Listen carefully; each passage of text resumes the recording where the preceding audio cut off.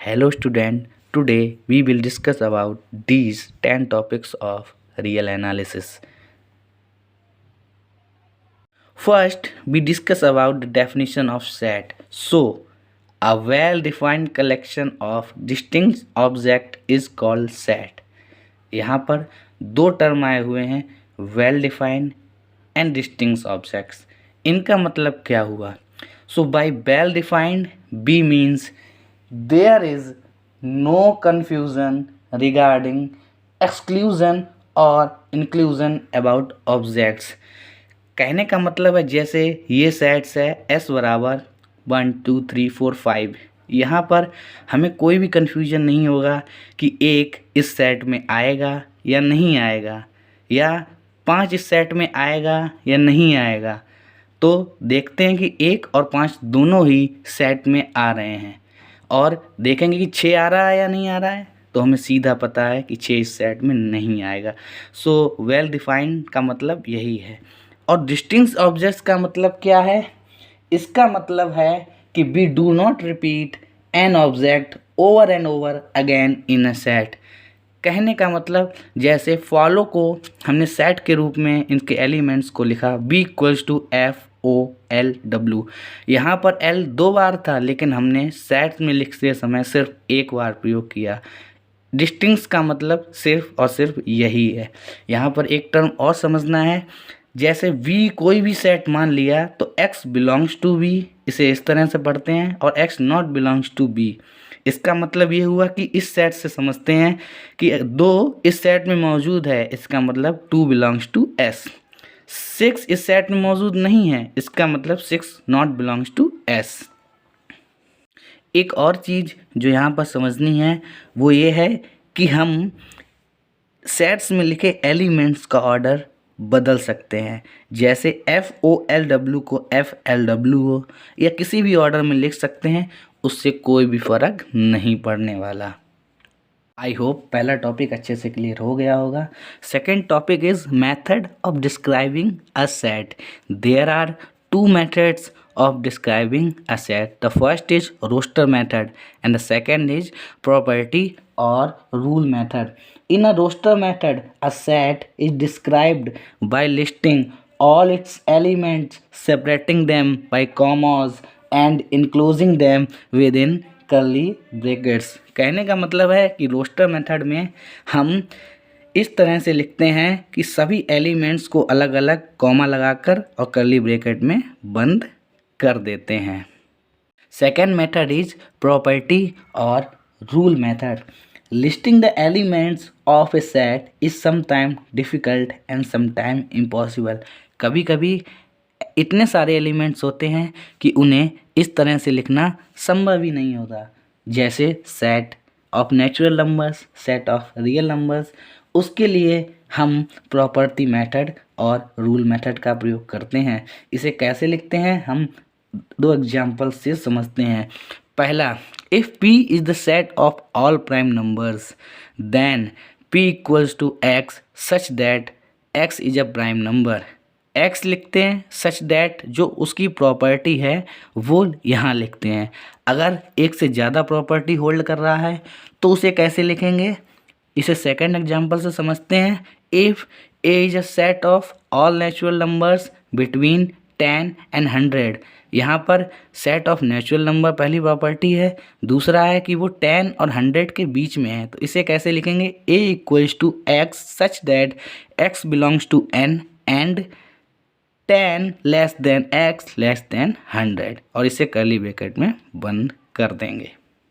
Next topic is finite set and infinite set. Finite set.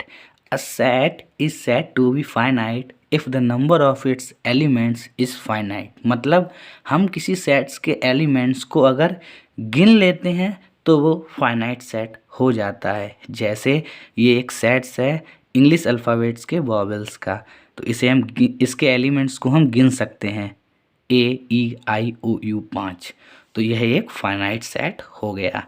ऐसे ही infinite set. A set is said to be infinite if the number of its element is infinite.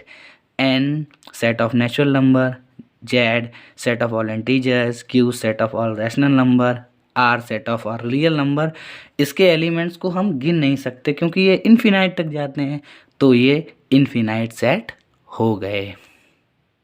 Next topic is null set.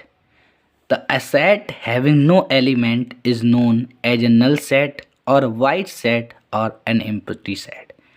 ऐसा set जिसके अंदर कोई भी elements नहीं है null set कहलाता है। इसे हम वाइड सेट और एम्प्टी सेट्स के नाम से भी जानते हैं और इसे इस तरह से डिनोट करते हैं, या तो फाई से या सिर्फ कर्ली ब्रैकेट्स को बंद करके। Next topic is singleton set. तो a set having one element is called a singleton set. तो ऐसा सेट जिसमें केवल एक एलिमेंट हो सिंगलटन सेट कहलाता है और इसे हम इस तरह से लिख देते हैं। यहाँ पर ये बहुत ही ज़रूरी है कि हम नल सेट और सिंगलटन सेट में डिफरेंस जाने। अगर सिर्फ फाई है तो वो नल सेट है और फाई ब्रैकेट में बंद है तो वो एक सिंगलटन सेट होगा क्योंकि सेट के अंदर एक एलिमेंट प्रेजेंट है। ऐसे ही जीरो को ब्रैकेट में अगर बंद कर देंगे तो ये भी एक सिंगलटन सेट कहलाएगा। Next topic is subset and superset. Very important term, समझते हैं। If A and B are two sets such that every elements of A is also an elements of B, then A is called a subset of B। और इसे इस तरह से लिखते हैं A subset B। इसे समझते हैं, जैसे ये दो सेट्स हैं A, इसमें 1 3 5, V इसमें एलिमेंट्स हैं 1 2 3 4 5। हम देखते हैं कि ए के सारे एलिमेंट बी में प्रेजेंट हैं। 1 3 5 यहाँ भी है, 1 3 5 यहाँ भी है, इसीलिए ए सबसेट बी हम कह देते हैं। यानी कि ए के सभी एलिमेंट बी में भी प्रेजेंट हैं, तब ए सबसेट बी होगा। सुपरसेट कब होता है? इसी में दूसरा टर्म है सुपरसेट। तो if A subset V then V is called superset of A. इस एग्जांपल से ही समझते हैं कि ए के सभी एलिमेंट्स बी में प्रेजेंट है, then A subset B and B is called a superset of A. इस तरह से लिख देते हैं। आई होप अब इसमें कोई भी डाउट नहीं रह गया होगा। नेक्स्ट टॉपिक है equality of sets. Equality of sets का क्या मतलब है? Two sets A and B are said to be equal if they contain exactly the same elements and we write A equals to B. कोई भी दो elements हैं, अगर बिल्कुल सेम एलिमेंट्स को होल्ड करते हैं तो ए सबसेट बी होगा। A equals to B if A subset B and B subset A. कोई भी दो सेट्स को अगर हम एक दूसरे का सबसेट साबित कर दें तो वो सेट्स आपस में इक्वल्स होते हैं। एग्जाम्पल से समझते हैं। If A equals to 2 and B equals to P such that P is an even prime number, दोनों एक ही बात हैं, इसीलिए A equals to B. Next topic is proper subset. If A and V are two sets such that A subset B and A not equals to B, then A is called a proper subset of B।